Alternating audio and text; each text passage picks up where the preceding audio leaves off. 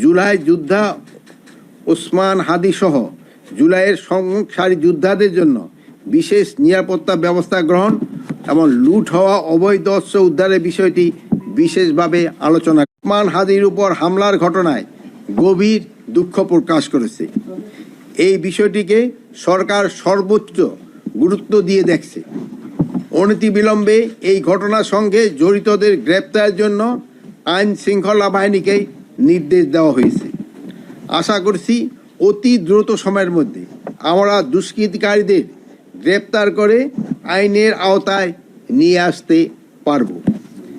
এই হামলায় জড়িত কাউকে কোনো প্রকার ছাড় দেওয়া হবে না। এই বিষয়ে আমরা জনগণকে সার্বিক সহযোগিতা পাবে বলে দৃঢ় বিশ্বাস করি।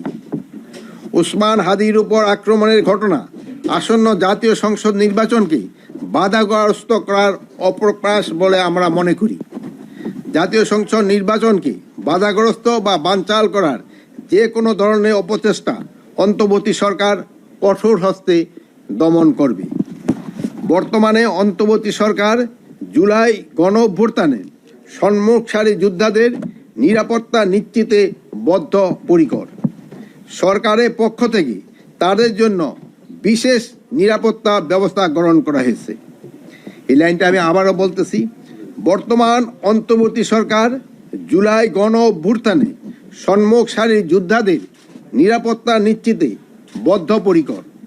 সরকারের পক্ষ থেকে তাদের জন্য বিশেষ নিরাপত্তার ব্যবস্থা গ্রহণ করা হচ্ছে।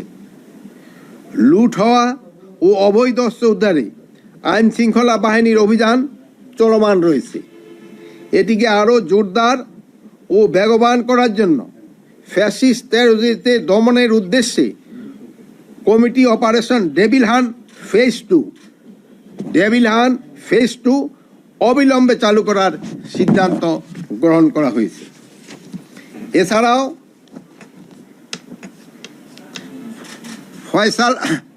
ওসমান ফয়সাল হত্যার সাথে জড়িত তাকে যদি কেউ ধরে দিতে পারে তার জন্য সরকার 50 লক্ষ টাকা পুরস্কার ঘোষণা করেছে।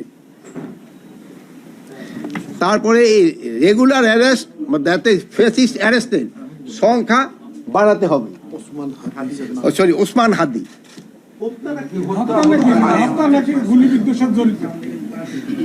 ওসমান হাদির গুলিবিদ্ধের সাথে যারা জড়িত তাদের ধরে দিতে পারলে 50 লক্ষ টাকা জড়িত। আপনারা সবাই ওসমান হাদির জন্য দোয়া করবেন। উনি ক্রিটিক্যাল কন্ডিশন অবস্থায় আছে। আমাদের সবার দোয়ায় আল্লাহ দিলে উনি আবার আমাদের মাঝে ফিরে আসতে পারবে। এই জন্য আপনারা সবাই দোয়া করবেন। আপনারা যে কোনো ধর্মের হন না কেন তার জন্য আপনারা সব সময় দোয়া করবেন।